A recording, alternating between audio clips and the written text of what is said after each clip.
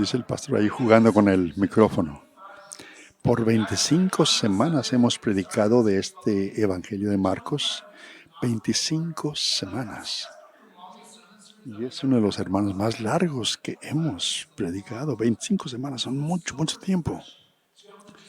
Pero ha sido tan refrescante ver por medio de la perspectiva del Evangelio de Marcos, ver cómo los cristianos fueron perseguidos y hemos sido animados. Y ha sido hermoso ver la vida y el ministerio de Jesús.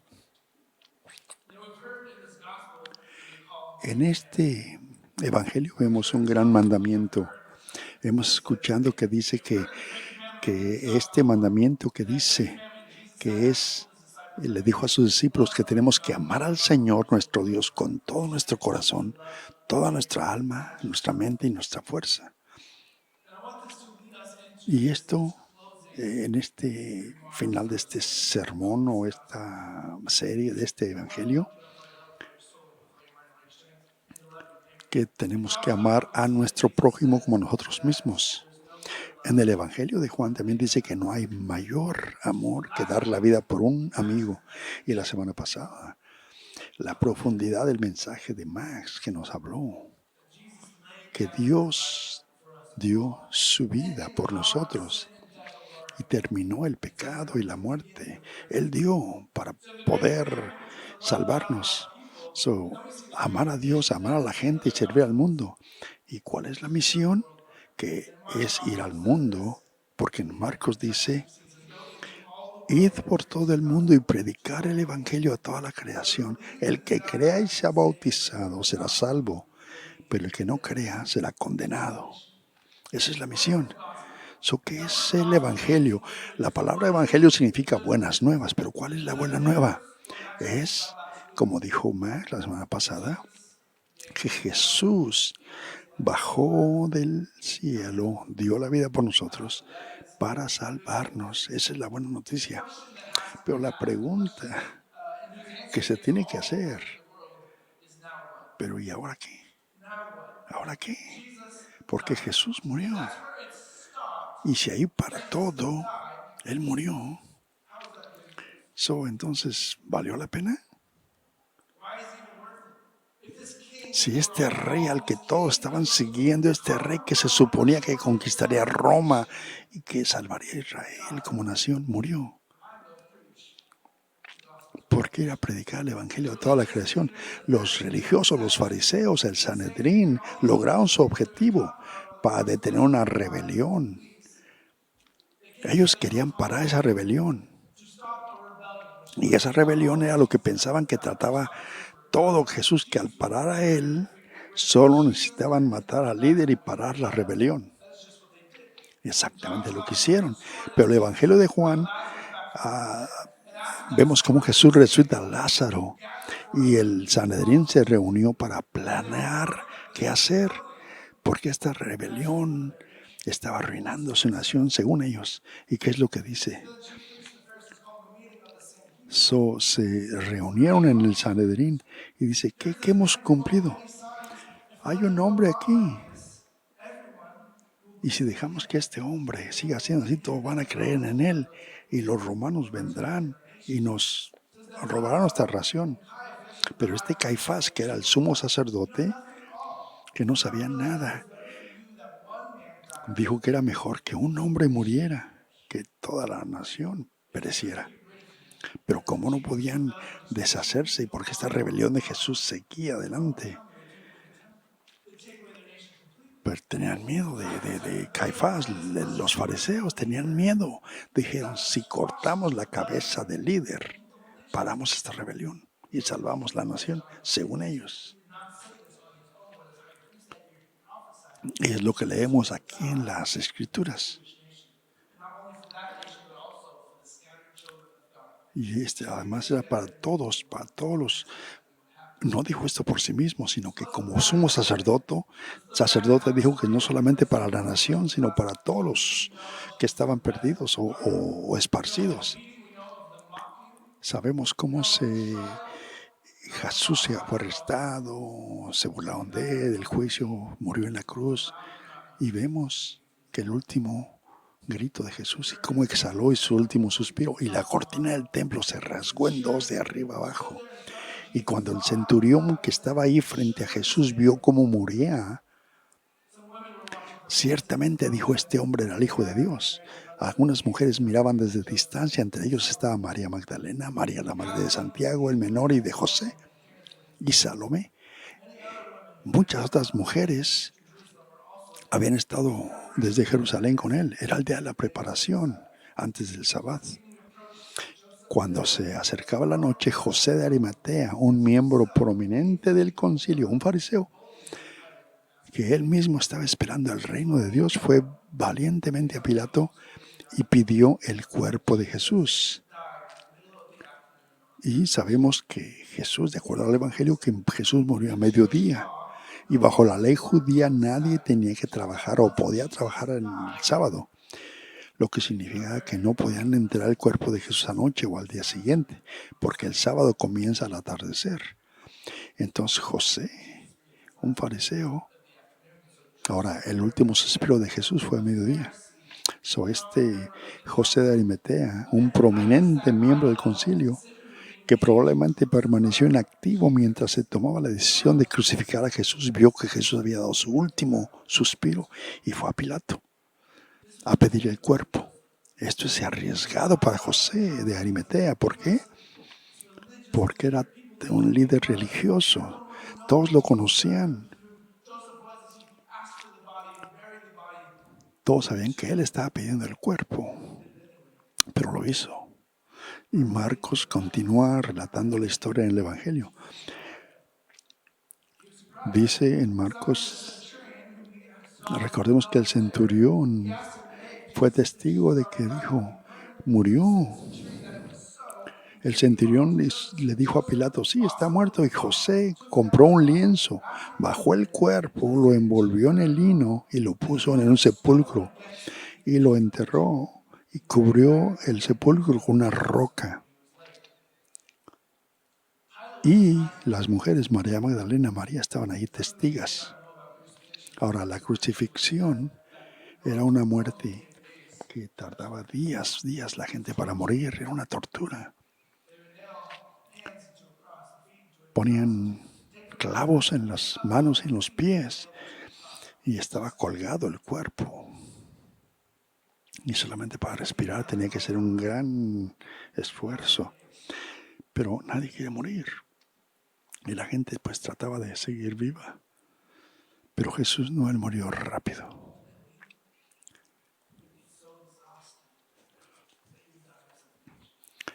Y la gente que lo pasaba, que después de aguantar varios días, moría de asfixia. Pero la historia de Jesús es que no tardaba por días. En otros evangelios vemos que si hubiera, no podían bajarlo porque no podían enterrarlo. Tenían que asegurarse que estuviera muerto antes del sábado, antes de que anocheciera, por las leyes que tenían los judíos. Y el proceso lo adelantaron. Y murieron. Y cuando querían romper las piernas de Jesús, se dieron cuenta que ya estaba muerto. Entonces le perforaron el costado para asegurarse de que estaba realmente muerto. Y se cumplió la profecía. Sabemos que Jesús murió. Y Jesús de Arimatea, un testigo identificó que tenía el cadáver de Jesús envuelto y sellado en una tumba. El centurión romano, que habría sido un experto en crucifixión, le confirmó a Pilato que Jesús realmente estaba muerto. Y Pilato, quien sería la autoridad legal en el asunto, confirma y aprueba su entierro. Y Marcos cita a dos mujeres como testigas. Marcos está argumentando a los que no creen que Jesús realmente murió. Que Jesús realmente murió. Y continúa diciendo: cuando terminó el sábado o el sabbat, las mujeres El tercer día, María Magdalena, la madre de María de Santiago y Salomé, compraron especies aromáticas para ir a ungir el cuerpo de Jesús. Se levantaron el día temprano y fueron hacia la tumba y se preguntaban, ¿quién quitará la piedra de la entrada a la tumba? ¿Quién la quitará? Ahora, 3 veces hemos visto en 8 líneas que Marcos registra los nombres de algunas mujeres que se presenciaron en estos eventos. María Magdalena, María la Madre de Jesús y Salomé. Y esto es importante. ¿Quién quitará la piedra del sepulcro? Pero cuando miraron hacia arriba, vieron que la piedra, que ya era muy grande, había sido removida y ya no estaba. Y estaban alarmados. Pero les dijo, no se alarmen. Buscan a Jesús el Nazareno, que fue crucificado. Se ha levantado. Él no está ahí. Y este joven les dijo, ya no está aquí. Vean al lugar donde lo pusieron, pero vayan. Digan a sus discípulos y a Pedro que se ha resucitado. Ya no está aquí. ¿Se imaginan esas mujeres cómo sintieron? Que esperaban ver un cuerpo muerto y que ya habían traído especies para ungir el cuerpo del maestro. Pero no debieron haberse sorprendido, porque si leemos el Evangelio de Marcos, Jesús les dijo que se iba a resucitar al tercer día. Les dijo en Marcos 8, en Marcos 9, en Marcos 10, lo repetía una, otra y otra vez. ¿Por qué el tercer día ninguno de los 12 discípulos estaban ahí? ¿Por qué? ¿Por qué esperaban? ¿O por qué no estaban esperando allá afuera de la tumba? ¿Por qué? Aún estas mujeres que se presentaron no esperaban que Jesús estuviera resucitado. Tenían especias y perfume para un cadáver. Nadie esperaba su resurrección. Y muchos dicen, bueno, ¿por qué? Yo ahí, tal vez ahí hubiera estado yo, dice el pastor. Tal vez hubiera estado ahí. Pero la realidad es que la resurrección de los muertos, eso es una locura. Eso no pasa. Eso es extravagante. Eso es algo que no es difícil de creer. Es inconcebible. Es como los zombies en las películas, que no es cierto. O sea, es inconcebible. Aún los discípulos que lo escucharon no creyeron. No tenían fe de que realmente iba a resucitar. Increíble creer, pero es aún para mucha gente de hoy, iglesia. Hoy aún estamos dudando de eso.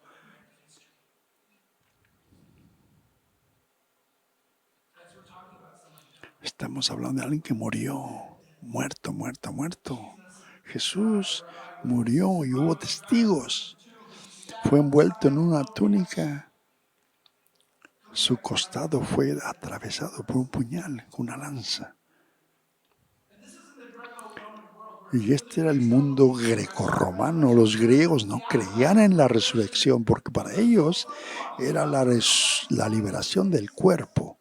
La resurrección simplemente no sería parte de ella. Aún para los judíos, ellos creían en una futura resurrección, pero no en una resurrección individual, sino como pueblo, como nación. Eso no creían. Esta cultura no creía.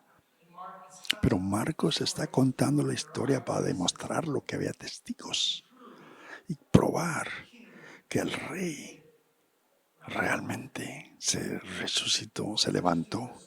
Lo interesante en esta historia, lo impensable en esta cultura es que ninguna persona que estaba tratando de probar una historia como que no es ficción, como lo está haciendo Marcos, o cualquiera de los evangelios, por cierto, jamás escribiría a mujeres en la historia como testigos oculares. ¿Por qué?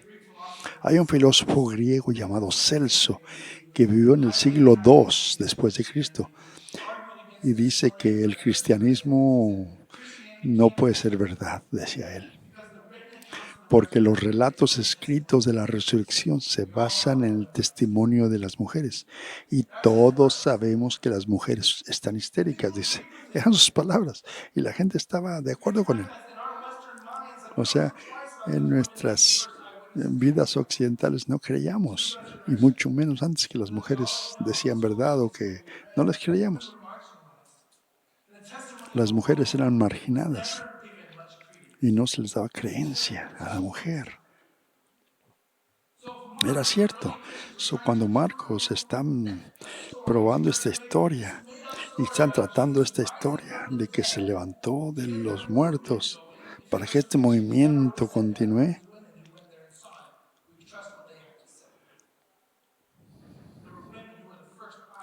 pero estos testigos fueron como se expandió la historia. Y repite y repite la presencia de estas mujeres, porque así pasó. Son o fueron las primeras que escucharon y que vieron, las primeras que fueron a decir la buena nueva de la resurrección. Y eso es hermoso.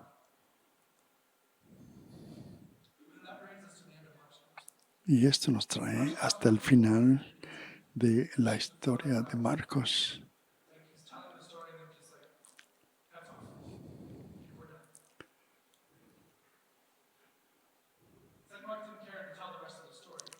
El resto de la historia de los evangelios, su última declaración, había unos manuscritos que hablaban de cómo terminaba.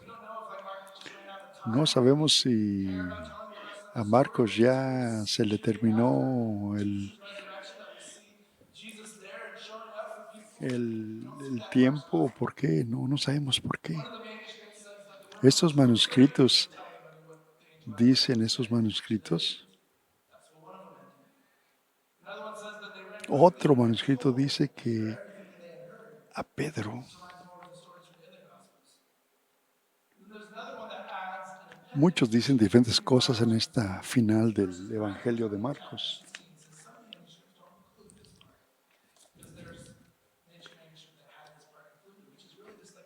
Y es como un apéndice de qué es lo que realmente pasó. Son como 2 o 3 cosas diferentes que dice. Pero es como termina el Evangelio de Marcos. Pero lo hermoso,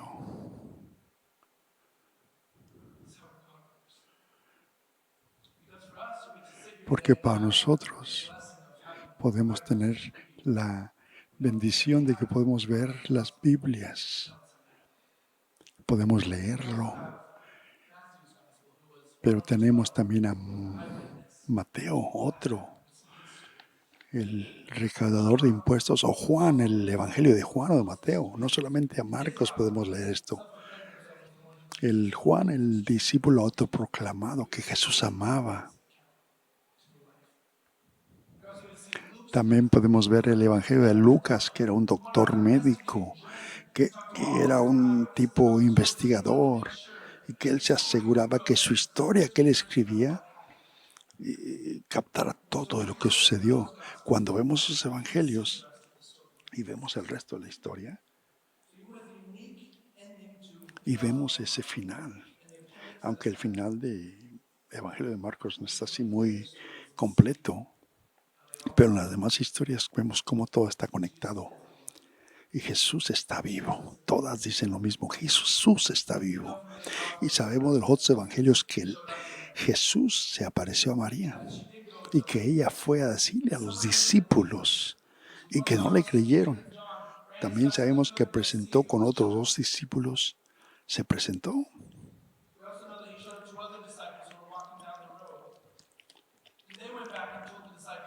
Y también se presentó a 2 en el camino y no les creían. Y en este momento, en el Evangelio de Lucas, vemos a estos 2 discípulos que vieron a Jesús. Y entre los discípulos estaban discutiendo esto. Y vemos el principio del ministerio. En Lucas 24 dice que mientras estaban hablando, Jesús mismo les dijo, paz sea con ustedes.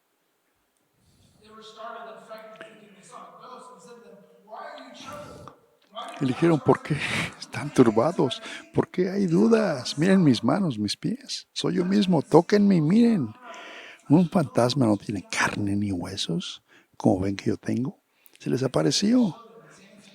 Y cuando les mostró las manos y los pies, y mientras ellos todavía no creían debido a la alegría y el asombro, les preguntó, ¿tienen algo de comer?, les dijo.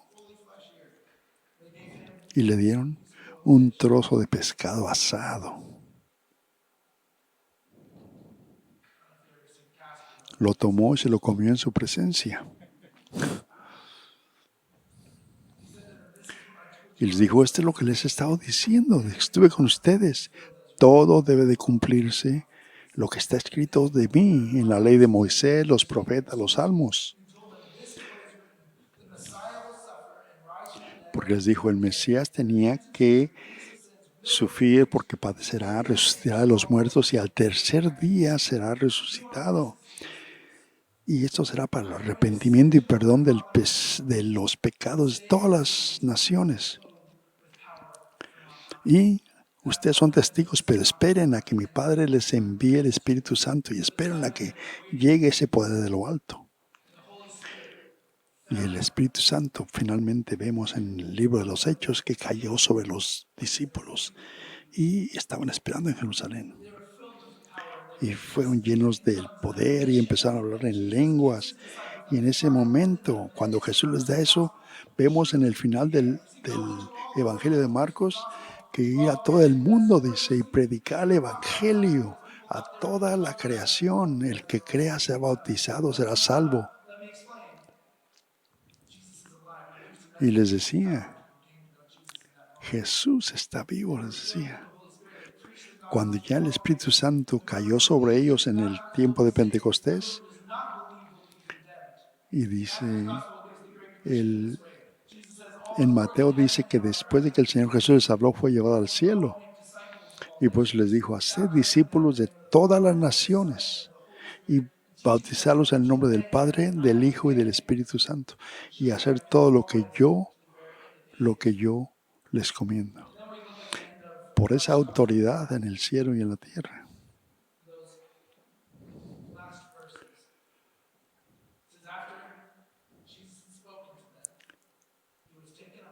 La autoridad precisamente del cielo dice que predicar el Padre, el Hijo y el Espíritu Santo y enseñar a obedecer las leyes. Pero lo último que se enseña en Marcos es de que se extienda, dice, por todo el mundo. La misión se le dio a los discípulos y fueron llenos por el Espíritu Santo. Y desde ese día, los cristianos, los seguidores, hemos continuado con esta misión. Y hemos predicado y se ha predicado esa palabra por siempre. Porque el Espíritu Santo nos da poder para predicar que Jesús, el Rey, está vivo. Oremos.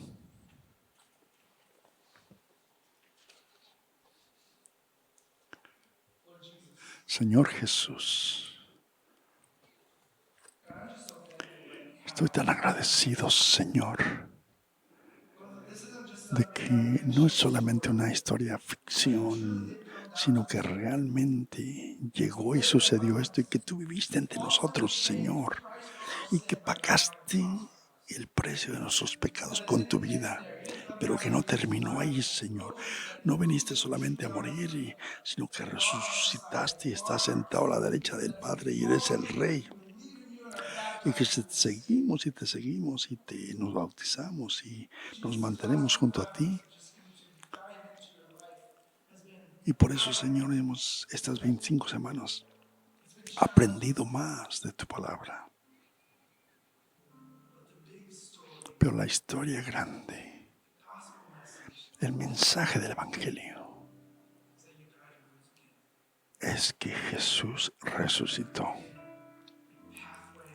y creó un camino, una vereda para nosotros, para que vivamos en esa libertad, en esa gracia, en esa misericordia y vivir una eternidad con Él. Si simplemente creemos. Para cerrar esta serie de este Evangelio de Marcos, si hay alguien aquí que no ha entregado su vida a Jesús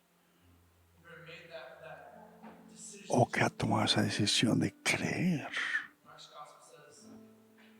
lo que el Evangelio de Marcos dice que si creen que el bautizo es para ser salvo, hoy es el día de esa decisión. Los que están en línea, los que están aquí en persona.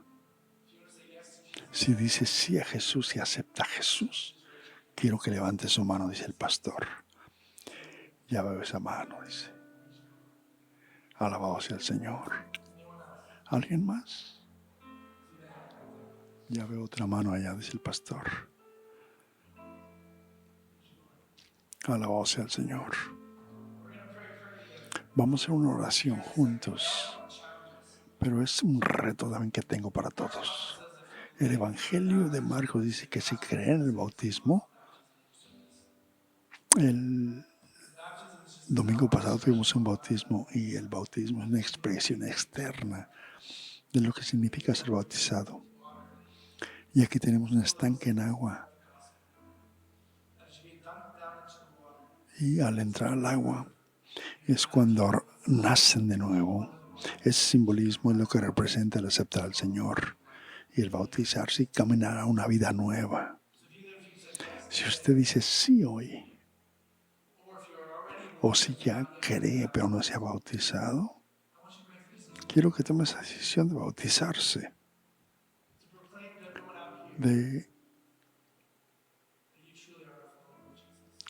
de continuar siendo seguidor de Jesús. Ahora hay tarjetas ahí en el lobby donde usted puede llenar para solicitar su tiempo de bautizo. Regístrese para bautizo. Oremos y los que levantaron la mano, este es el momento donde dice: yo me comprometo mi vida a ti, Jesús. Como familia vamos a orar, como iglesia. Repitamos esta oración. Señor Jesús, te doy mi vida. Creo que tú eres mi Salvador. Me rindo a ti. Perdona mis pecados. En tu nombre oramos. Amén. Amén, amén, amén. Alabado sea el Señor. Les quiero recordar que tenemos una oración aquí con grupos de personas que pueden orar por ustedes. Nos encantaría hacer esto por ustedes. Los que aceptaron al Señor, también tenemos un área de conexión. Si hay forma que usted anda buscando un lugar donde servir, también regístrese ahí.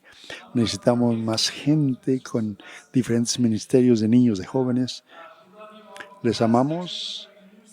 Dios les bendiga. El próximo domingo empezamos con una nueva serie, La Realeza de Jesús. Y vamos a hablar de los tiempos de Jesús, desde el principio hasta historias increíbles. Dios les bendiga. Hasta el próximo domingo. Amén.